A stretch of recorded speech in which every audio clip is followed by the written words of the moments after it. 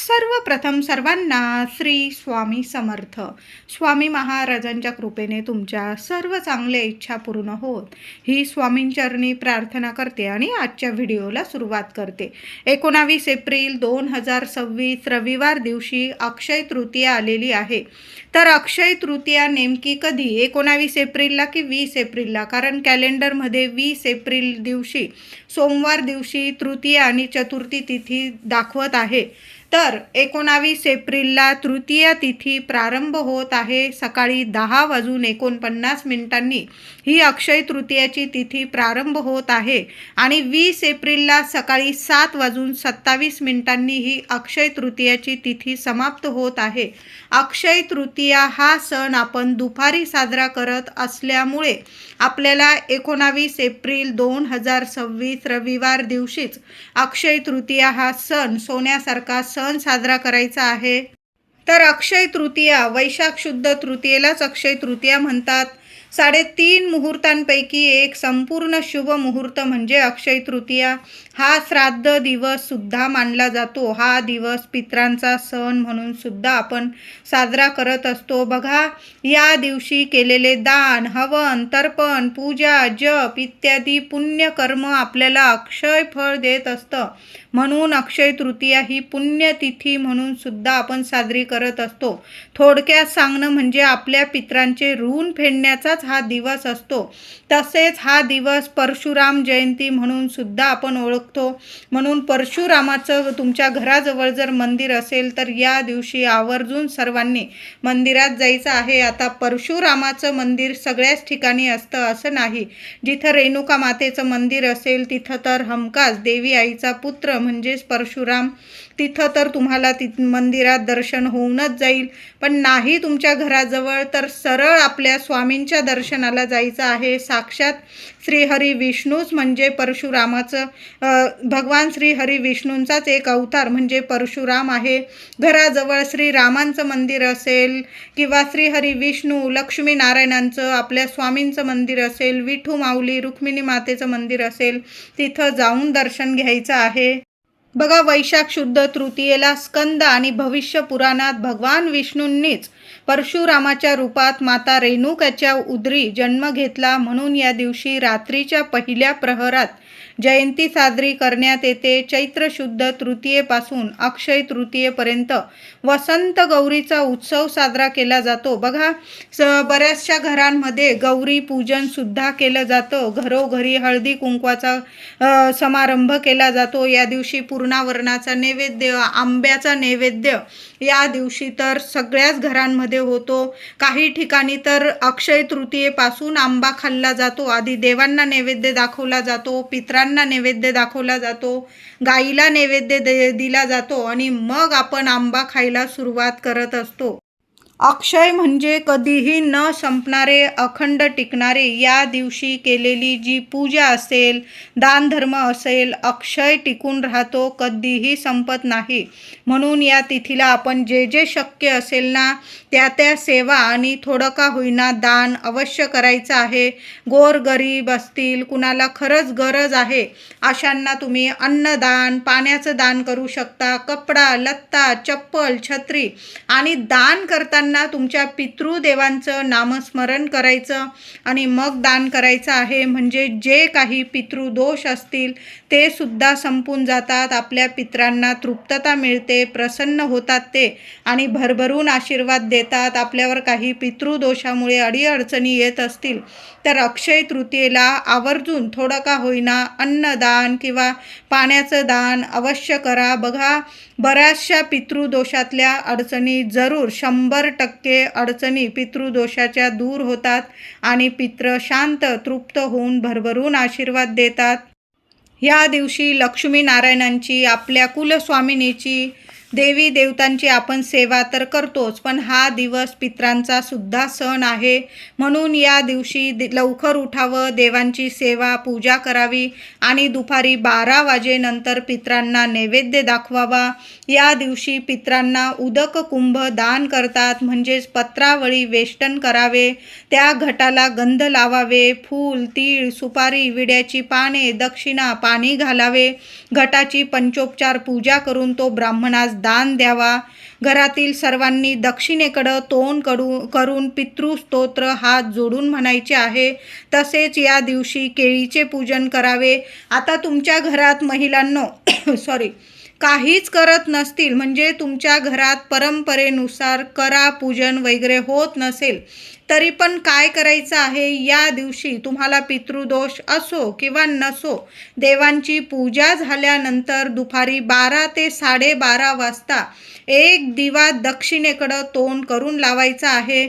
आणि तुम्ही सर्वांनी दक्षिणेकडं तोंड करून बसून आसन घेऊन बसा आणि एक वेळा का होईना पितृस्तोत्र हात जोडून पठण करायचं आहे.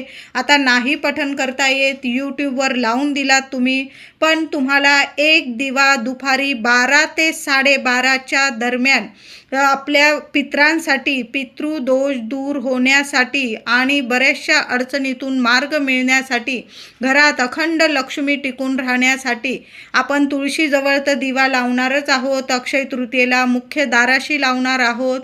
त्याचबरोबर एक दिवा पितरांसाठी सुद्धा आपल्याला दक्षिणेकडं तोंड करून लावायचं आहे. मातीची पंती घेतली महिलांनो चालेल, त्यात दुहेरी वाट टाका. तिळाचं तेल असेल किंवा जे तेल असेल तुमच्याकडं देवांच्या दिव्यांसाठी ते तेल टाका. थोड्या वेळ चालेल एवढा तरी तेल टाका आणि तुम्हाला तो दिवा दक्षिणेकडं तोंड करून लावायचं आहे. आता तुमचं घर लहान आहे, लहान लेकरं आहे, दिवा लावू देत नाही, हात वगैरे लावतात. सरळ माठाजवळ एक दिवा दक्षिणेकडं तोंड करून लावून द्या. बघा, पितृदोष तुम्हाला नावाला सुद्धा उरणार नाही. म्हणून सर्वांनी, माझ्या महिलांना 4 दिवस वगैरे असतील तर माझ्या दादांनी सुद्धा एवढी छोटीशी सेवा जरी केली ना, संपूर्ण अक्षय तृतीयेचं तुम्हाला भरभरून फळ मिळणार आहे. म्हणून तुम्ही अक्षय तृतीयेच्या दिवशी दुपारी 12 ते 12:30 वाजेपर्यंत एक दिवा दक्षिणेकडं तोंड करून जरूर लावा. नमस्कार करून घ्या, तुमच्या पितरांना स्मरण करा, प्रार्थना करा. बघा मग कसे सोन्यासारखे दिवस येतील तुम्हाला. त्याचबरोबर या दिवशी आपण देवांना नैवेद्य दाखवणार, पितरांसाठी घास काढणार, कावळ्याला सुद्धा घास द्यायचा आहे. साधा दही भात ठेवला तुम्ही किंवा पुरी केलेली असेल, काही चपाती केलेली असेल, त्यावर थोडासा भात ठेवा, थोडंसं दही टाका, चमचाभर साखर टाका आणि घराबाहेर कावळ्याला घास या दिवशी अवश्य द्यायचा आहे. त्याचबरोबर घराजवळ गाय असेल, शोधा, मिळून जाईल. गाईला सुद्धा ताजी चपाती घ्या किंवा पुरणाची पोळी केलेली असेल, पुरणाची पोळी तूप लावून स्वतःच्या हाताने गाईला अक्षय तृतीयेच्या दिवशी आवर्जून सर्वांनी असा नैवेद्य खाऊ घालायचा आहे आणि मग आपण सर्वांनी जेवायचं आहे. आधी देवांना नैवेद्य दाखवा, पितरांना नैवेद्य दाखवा, कावळ्याला घास ठेवा आणि मग गाईला नैवेद्य दाखवून आपण जेवण करायचं आहे सर्वांनी. अक्षय तृतीया साजरी करताना या गोष्टी नक्की लक्षात ठेवा. महिलांनी सकाळी लवकर उठायचं आहे आणि अंघोळीच्या पाण्यात थोडं का होईना गंगाजल टाकायचं आहे, चिमूटभर हळद टाकायची आहे. महिलांनो, उपाय जरूर करा. बारीकसा खडा तुरटीचा असेल तो जरी टाकला तुम्ही चालेल, पण चिमूटभर हळद जरूर टाकायचं आहे. आंब्याची पानं आणलेली असेल आणि आणायचीच आहे, आंब्याचे सुद्धा उपाय करायचे आहे पानांचे. एक आंब्याचं पान जरी तुम्ही आंघोळीच्या पाण्यात टाकलं ना, मग बघा जे काही शारीरिक मानसिक त्रास असतील संपूर्ण नष्ट होईल आणि वर्ष कसं सोन्यासारखं शुभ ठरणार आहे तुम्हाला. लहान मुलांना सुद्धा हा उपाय करू शकता. एक छोटंसं आंब्याचं पान धुवून घ्यायचं आहे आणि मुलांच्या सुद्धा आंघोळीच्या पाण्यात टाका. प्रत्येकाने आंघोळीचा उपाय करताना वेगवेगळा करा. प्रत्येकाच्या आंघोळीच्या पाण्यात एक एक आंब्याचं पान, थोडं थोडं गंगाजल आणि चिमूटभर हळद आवर्जून टाका. चांगले अनुभव येतील तुम्हाला. आंघोळीनंतर आपलं दार, मुख्य दार स्वच्छ पुसून घ्यायचं आहे. सडा रांगोळी करायचं, घरदार स्वच्छ करून घ्यायचं आहे. उंबरठ्यावर हळदीचं लेपन करायचं आहे. दाराशी लहानशी का होईना रांगोळी काढायची, उंबरठ्याची पूजा करून घ्यायची आहे आणि उंबरठ्यावर एक वस्तू ठेवायची. ती म्हणजे तुम्हाला ठेवायचं आहे एखादी मातीची पंती घ्या, त्यात मूठभर तांदूळ ठेवा अख्खे, त्यावर 2 लवंग, 2 कापराच्या वड्या ठेवा आणि कोपऱ्यात ठेवून द्यायच्या आहे. दिवसभर त्या लवंग, तांदूळ आणि कापूर त्या मातीच्या पंतीत तसंच राहू द्या. संध्याकाळी दिवे लागणीला ते तांदूळ त्या त्या तांदळावर जो कापूर ठेवलेला आहे लवंगांसोबत, त्या वस्तू तुम्हाला जाळून टाकायच्या आहे. माता लक्ष्मीला तुमच्या मनातील इच्छा बोला आणि त्या वस्तू उंबरठ्यावरच जाळायच्या आहे. सोन्यासारखे अनुभव येतील तुम्हाला. त्याचबरोबर या दिवशी सकाळीच गॅस शेगडीची पूजा आवर्जून करायची आहे. आंब्याची तोरणं दारावर जरूर लावायची आहे. आता आंब्याचं तोरण लावताना काय करायचं आहे महिलांनो, 5 आंब्याची पानं घ्या, 11 घ्या, 21 घ्या, धुवून स्वच्छ पुसून घ्यायचे आहे. प्रत्येक आंब्याच्या पानाला ओम श्रीम नमः, ओम नमो भगवते वासुदेवाय नमः, लक्ष्मी नारायणाचा मंत्र जपा आणि प्रत्येक आंब्याच्या पानाला हळद कुंकूचं बोट लावायचं आहे. आणि मग ती आंब्याची डहाळी, पानं, तोरण, आंब्याचं तोरण आपल्या मुख्य दरवाजावर लावायचं आहे. घरात वर्षभर शुभ गोष्टी घडून येणार आहे. लग्न कार्यात अडचणी असतील ते सुद्धा लग्न कार्य जुळून येतील. कितीही ग्रह दोष असू दे, कुंडलीत दोष असू दे, आंब्याच्या पानांचा हा उपाय अक्षय तृतीयेला जरूर करायचा आहे. घरात सर्व काही शुभ मंगल गोष्टीच घडून येतील. तुमच्या कष्टाला फळ मिळू लागेल. लक्ष्मी टिकून राहील, घरात बरकत राहील, आरोग्य प्राप्ती राहील. म्हणून या दिवशी आंब्याचं तोरण आपल्या मुख्य दरवाजावर जरूर लावा. दारावर आधीचं स्वस्तिक असेल, दार स्वच्छ पुसताना ते स्वस्तिक पुसून घ्यायचं आहे. पुन्हा हळदी कुंकू ओलं करा किंवा तुम्हाला हळदीने काढायचं, फक्त हळद ओली करा. थोडंसं त्यात गुलाब जल टाकायचं आहे. हळद कुंकू ओलं करताना गुलाब जलाचा वापर आवर्जून करा. गुलाबाच्या वासाने माता लक्ष्मी आकर्षित होते आणि या दिवशी माता लक्ष्मीला आकर्षित करण्यासाठी जेवढे उपाय सेवा करता येईल ना महिलांनो, तेवढ्या जरूर करायचा आहे. अक्षय धन प्राप्ती होणार आहे, लक्ष्मी प्राप्ती होणार आहे, आरोग्याची प्राप्ती होणार आहे, मुलांना प्रगतीची प्राप्ती होणार आहे. म्हणून या दिवशी दारावर सुद्धा एक स्वस्तिक काढायचं आहे. एक गॅस शेगडीवर, गॅस शेगडीच्या भिंतीवर, आपल्या मुख्य देवघरावर एक स्वस्तिक काढा. तुम्ही तिजोरीवर तुमच्या स्वस्तिक काढायचं आहे. जिथं जिथं तुम्हाला लक्ष्मीवर्धक गोष्टी ठेवलेल्या आहे तुम्ही तिथं तुम्हाला स्वस्तिक काढायचं आहे. मग हळदीने काढा किंवा हळद कुंकू एकत्र करून काढा. लक्ष्मी नारायणांचा मंत्र जपा आणि मग स्वस्तिक काढायचं आहे. यामुळे सुद्धा माता लक्ष्मी प्रसन्न होते. या दिवशी भगवान श्री हरी विष्णूंची विष्णू सहस्त्र नामावली ही सेवा आवर्जून करा. 1 वेळा किंवा 11 वेळा व्यंकटेश स्तोत्र पठण करता आलं तर जरूर पठण करायचं आहे. सकाळी करा, संध्याकाळी करा, पण आवर्जून करा. नाही जमलं यूट्यूबवर लावून द्या, पण आपल्या वास्तूत या शुभ तिथीला लक्ष्मी नारायणांची सेवा आवर्जून करा. महिलांनो, सकाळी किंवा संध्याकाळी माता लक्ष्मीला कुंकुमार्चनची सेवा आवर्जून द्यायची आहे. 11 वेळा द्या, 21 वेळा किंवा जास्तीत जास्त वेळा, पण माता लक्ष्मीला कुंकुमार्चन करा. तुमच्या कुलस्वामिनीचा टाक असेल, फोटो असेल, देवी आईला कुंकुमार्चन करा. घरात अन्नपूर्णा मातेची मूर्ती असेल, देवी देवतांना छान या दिवशी अभिषेक करायचा आहे. पंचामृताने करा, गाईच्या दुधाने करा. थोडी केशर असेल तर दुधात केशर टाका आणि केशर मिश्रित दुधाने आवर्जून लक्ष्मी नारायणाला, गणपती बाप्पा, जेवढे देवी देवतांच्या मूर्ती असतील तेवढ्यांवर केशर मिश्रित दुधाने अभिषेक करा. नंतर स्वच्छ पाण्याने पुन्हा छोट्या छोट्या तांदळाच्या छान रास करायच्या आहे, अख्ख्या तांदळाच्या. त्यावर देवी देवतांची स्थापना करायची आहे. माता अन्नपूर्णाला स्थापन करताना छान असं वाटीभर तांदूळ घ्या, त्यात अन्नपूर्णा मातेची मूर्ती स्थापन करा आणि देवी आईला थोडेसे तांदूळ किंवा 5 धान्य देवी आईला अर्पण करायचं आहे. अर्चन करा. त्याचबरोबर कुंकुमार्चन करा अन्नपूर्णा मातेला. ओम अन्नपूर्णाय नमः, ओम अन्नपूर्णाय नमः मंत्र जपा आणि देवी अन्नपूर्णा मातेला सुद्धा या गोष्टी अर्पण करायच्या आहे. सकाळी देवघरात सुद्धा एक अखंड दिवा लावून द्यायचा आहे, विझणार नाही, काळजी घ्या. 1 दिवा तुळशीजवळ लावा, 1 दिवा मुख्य दाराशी लावायचा आहे. प्रत्येक दिव्यामध्ये 2-2 लवंग टाकून द्या महिलांनो. 1 कापराची वडी टाका, चिमूटभर हळद टाका. देवघरातील दिव्यात पण, तुळशीजवळ पण आणि मुख्य दाराशी सुद्धा अशी दिव्यांमध्ये ही सेवा करताना लक्ष्मी नारायणांचाच मंत्र जपायचा आहे. आणि जो मी तुम्हाला माठाजवळ दक्षिणेकडे दिवा लावायला लावलेला आहे त्यात काहीही टाकायची गरज नाही. फक्त तेल टाका, दुहेरी वाट टाका आणि एक दिवा पितृदेवांच्या नावाने दक्षिण दिशेकडे लावायचा आहे. पण जेव्हा तुम्ही देवघरात तुळशीजवळ आणि मुख्य दाराशी दिवा लावाल तेव्हा या गोष्टी दिव्यांमध्ये जरूर टाकायचा आहे. देवघरात वाटीभर धणे आणि एखादा गुळाचा खडा किंवा साखर, वाटीभर धणे, साखर किंवा गूळ माता लक्ष्मी समोर तो नैवेद्य दाखवायचा आहे. आपण तर पूर्णावरणाचा नैवेद्य किंवा तुम्ही इतर गोडाधोडाचा नैवेद्य दाखवत असाल तरी पण तो नैवेद्य दाखवल्यावर सुद्धा वाटीभर धणे, गूळ किंवा साखर याचा नैवेद्य माता लक्ष्मीला जरूर दाखवायचा आहे.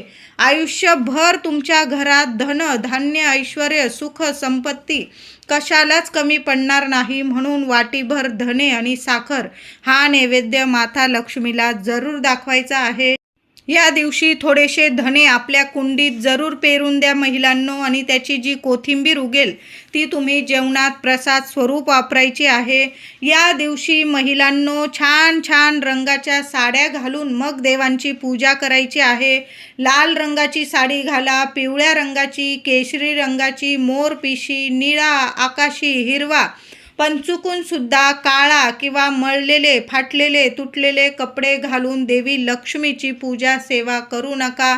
ज्या पण सेवा कराल पितृदेवांच्या किंवा माता लक्ष्मीची घरात ज्या पण शुभ गोष्टी कराल ते करताना या शुभ रंगाच्या साड्या किंवा कपडे घालूनच करायचं आहे. मळलेले असतील, फाटलेले असतील किंवा 4 दिवसात वापरलेले कपडे चुकून सुद्धा महिलांनो घालू नका. माझे दादा असतील, मुलं मुली असतील त्यांनी सुद्धा शुभ रंगाचे आणि छान असे कपडे घालून देवांची सेवा करायची आहे. अक्षय तृतीयेच्या दिवशी एक सुंदर लक्ष्मी प्राप्तीसाठी, धन प्राप्तीसाठी उपाय सांगत आहे. तर एक अक्षय कलश भरायचा आहे. ज्या घरात वस्तू असतील तुमच्याकडं त्यातूनच तुम्ही अक्षय कलशाची स्थापना देवघरात करू शकता. त्याबरोबर एक मंगल कलश महिलांनो जरूर भरून घ्या, देवांची पूजा करा. त्याचबरोबर आपल्या कुलस्वामिनीचा मंगल कलश प्रथम भरायचा आहे. विड्याची पानं ठेवा, आंब्याची पानं ठेवा, नवीन नारळ शेंडी वर आली पाहिजे. कलशामध्ये थोड्याशा दुर्वा, एक सुपारी, 1 रुपयाचं नाणं, कलशाखाली थोडीशी मुठभर तांदळाची रास, कलशाच्या अष्टदिशांनी अष्टरूपी महालक्ष्मीची नावं रूपं बोलत बोलत हळदी कुंकवाची बोटं लावून असा मंगल कलश आपल्या देवघरात अक्षय तृतीयेच्या सकाळी आवर्जून भरायचा आहे. आणि एक अक्षय कलशाची स्थापना सुद्धा करायची आहे. संध्याकाळी तो कलश तुम्ही उचलू शकता. तर काय करायचं आहे तुम्हाला, अक्षय कलश कसा भरायचा अगदी साध्या सोप्या पद्धतीने. तुमच्याकडे एक चांदीचा कलश असेल, चांदीचा घ्या, तांब्याचा घ्या, पितळाचा घ्या, ज्या धातूचा असेल तो कलश घेऊ शकता. अगदी काहीच नाही, स्टीलचा घेतला चालेल. तर तो कलश धुवून घ्यायचा आहे, स्वच्छ पुसून घ्यायचा आहे. त्यात अख्खे तांदूळ भरायचे आहे. त्यावर 5 हळकुंड, चांगले हळकुंड ठेवायचे आहे. 7 पिवळ्या कवड्या ठेवायच्या आहे. एक चांदीचा रुपया सिक्का किंवा नसेल चांदीचा सिक्का 1 रुपयाचं नाणं ठेवलं तरीही चालेल, किंवा जे तुमच्याकडं नाणं असेल 5 रुपयाचं, 10 रुपयाचा कॉईन तो ठेवायचा आहे. कलशाखाली छोटीशी तांदळाची रास करायची आहे. माता लक्ष्मी समोर तो तांदळाच्या राशीवर अक्षय कलश ठेवायचा आहे. अष्टदिशांनी अक्षय कलशाला पण अष्टरूपी महालक्ष्मीची नावं रूपं बोलत हळदी कुंकवाची बोटं घरातल्या गृहलक्ष्मीने लावायची आहे, किंवा तुम्ही स्वस्तिक काढू शकता. हळदी कुंकू, फुलं, अक्षता वाहून त्या कलशाची पूजा करायची आहे. प्रथम सर्व देवी देवतांची पूजा झाल्यानंतर मंगल कलशाची स्थापना आणि या अक्षय कलशाची स्थापना करायची आहे. संध्याकाळी तो कलश उचलून घ्यायचा आहे आणि त्यातील एखाद्या लाल कपड्यामध्ये त्यातील हळकुंड, 1 रुपया आणि पिवळ्या कवड्या आणि चिमुटभर तांदूळ या सर्व वस्तू लाल कपड्यात बांधून तुमच्या तिजोरीत ठेवायच्या आहे. किंवा तुमचं व्यवसाय असेल, दुकान असेल तिथं सुद्धा तुम्ही गल्ल्यात ठेवू शकता. वर्षभर तुमच्या घरात कधीच कशाला कमी पडणार नाही. पैसा नाही अशा गोष्टी कधी माता लक्ष्मी नारायण तुमच्या घरात घडू देणार नाही. सुंदर सेवा आहे. अगदी साधा सोपा असा अक्षय कलश महिलांनो जरूर भरा. अक्षय तृतीयेच्या दिवशी आपण सकाळी 12-12:30 वाजता पितृदेवांसाठी जो दिवा लावणार आहोत दक्षिणेकडे तोंड करून, मग तुम्ही माठाजवळ लावा किंवा तुमच्या पितृदेवांचे फोटो असेल पुसून घ्या आणि तिथं सुद्धा तुम्ही दिवा लावला चालेल. त्या दिव्यात तुम्हाला चिमूटभर काळे तीळ टाकून द्यायचे आहे. यामुळे सुद्धा प्रखर पितृदोष दूर होतो. त्याचबरोबर अक्षय तृतीयेला आपण गाईला नैवेद्य, देवांना नैवेद्य, सर्व नैवेद्य करणार आहोत. त्याचबरोबर कावळ्याला सुद्धा घास खाऊ घालायचा आहे. घराबाहेर दही भाताचा घास कावळ्याला जरूर खाऊ घाला. आता तुम्हाला अक्षय तृतीयेला एक घास कावळ्याला खाऊ घालायचा आहे. चटकन पटकन कावळा तो घास घेईल तो म्हणजे थोडासा भात घ्या, त्यावर चमचाभर आंब्याचा रस टाकायचा आहे आणि भात आणि आंब्याचा रस असा घास कावळ्याला पितृदेवांच्या नावाने जरूर खाऊ घालायचा आहे. पटकन घास घेतील बघा आणि पितृ इतके तृप्त होतील. आंब्याच्या रसाला आणि आंब्याला अक्षय तृतीयेला खूप महत्त्व आहे, म्हणून आंब्याचा रस आणि गोळाभर भात जरूर आवर्जून कावळ्याला खाऊ घालायचा आहे. अक्षय तृतीयेला सकाळी आपण देवांचा मंगल कलश भरणार किंवा अक्षय कलश भरणार. शांत दिवा अगरबत्ती करून महिलांनी दादांनी सेवा करायची आहे. 16 वेळा महालक्ष्मी अष्टक पठण करा, 1 वेळा विष्णू सहस्त्रनामावली, 1 वेळा श्री सूक्तम पठण करायचं आहे, 11 माळी श्री स्वामी समर्थ जप करायचा आहे आणि 1 माळ कुलदेवीचा मंत्र जपायचा आहे.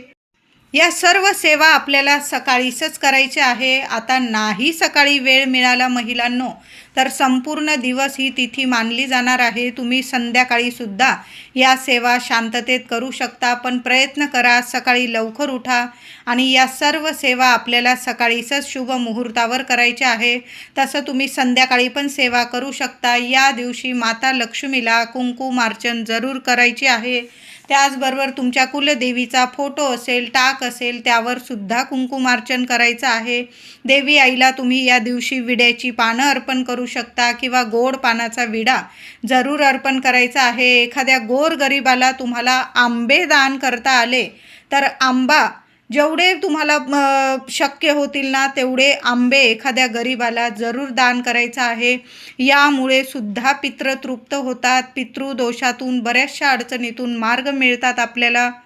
अक्षय तृतीयेला तुमच्या घरात पारंपरिकरित्या घागर पूजन होत असेल, आघारी टाकणं होत असेल, आवर्जून करायचं आहे. एक पाट मांडायचा आहे, गव्हाची किंवा तांदळाची रास पसरवून त्यावर घागर पूजायची आहे. डांगर ठेवायचा आहे म्हणजेच खरबूज त्यावर ठेवायचा आहे. जेवणाचा आंब्याचा रस, पुरणपोळी किंवा तुम्ही जो नैवेद्य पारंपरिकरित्या देवांना दाखवतात पितृदेवांना, आधी देवांना दाखवून घ्यायचं, गाईला नैवेद्य द्यायचा. त्याचबरोबर अक्षय तृतीयेची घागर पुजतो तिथं सुद्धा जेवणाचा नैवेद्य दाखवायचा आहे. नंतर आघारी टाकायची आहे. शेणीवर तुम्ही अग्नी पेटवून घ्यायची आहे तुपाच्या साह्याने, कापराच्या साह्याने आणि त्यात घराच्या कर्त्या व्यक्तीने त्यात 5-5 घास पितृदेवांच्या नावाने आघारी टाकायची आहे. अशा साध्या सोप्या पद्धतीने तुम्ही अक्षय तृतीयेचा सण साजरा करायचा आहे. अक्षय तृतीयेच्या दिवशी महिलांनो उंबरठ्याचं पूजन तर आपण सकाळीच करणार आहोत. हळदीचं लेपन, उंबरठा पूजन, रांगोळी, सडा रांगोळी या गोष्टी केल्यानंतर आपण उंबरठ्याची हळद कुंकू फुलं वाहून पूजा केल्यानंतर तुमच्याकडे जर गुलाबाची फुलं असतील ना तर उंबरठ्याच्या दोन्ही साईडला माता लक्ष्मीच्या पावलांवर दोन्ही साईडला गुलाबाची फुलं ठेवून द्यायची आहे. आणि नंतर संध्याकाळी काय करायचं आहे, ती गुलाबाची फुलं तुम्हाला एखाद्या वाटीत किंवा तुम्ही ज्या भांड्यात कापूर जाळतात ना त्यात ती गुलाबाची फुलं ठेवायची आहे तुम्हाला आणि त्यावर 2 कापराचे तुकडे तुम्हाला उंबरठ्यावरच जाळून टाकायचे आहे. सुंदर उपाय आहे. यामुळे सुद्धा घराची जी नकारात्मकता असते, वास्तुदोष, पितृदोष, अडीअडचणी संपूर्ण नष्ट होतात. माता लक्ष्मी प्रसन्न होईल. अशा पद्धतीने सकाळीच उंबरठ्यावर गुलाबाची फुलं ठेवून द्या. संध्याकाळी त्याच फुलांवर तुम्ही थोडासा 2 तुकडे कापराचे जाळले तिथंच राहू द्यायचं आहे. ते कापूर जेवढ्या वेळ जळेल तोवर राहू द्या. नंतर ते सर्व वस्तू तुम्ही निर्माल्यात टाकून दिल्या तरीही चालेल. सुंदर उपाय आहे, सुंदर सेवा आहे. अक्षय तृतीयेला जेवढ्या सेवा होतील ना माता लक्ष्मीनारायणांच्या तेवढ्या जरूर करा. बघा अक्षय फळ आपल्याला प्राप्त होत असतं. जे पण कराल ना त्याचं आयुष्यभर आपल्या सर्व 7 पिढ्यांना ते सुंदर आणि सोनेरी फळ मिळत असतं. म्हणून अक्षय तृतीयेला जेवढे चांगले कर्म करता येईल ना तेवढे जरूर करा. व्हिडिओ आवडला असेल तुम्हाला तर लाईक करा, शेअर करा, चॅनलला नक्की सबस्क्राईब करा. धन्यवाद.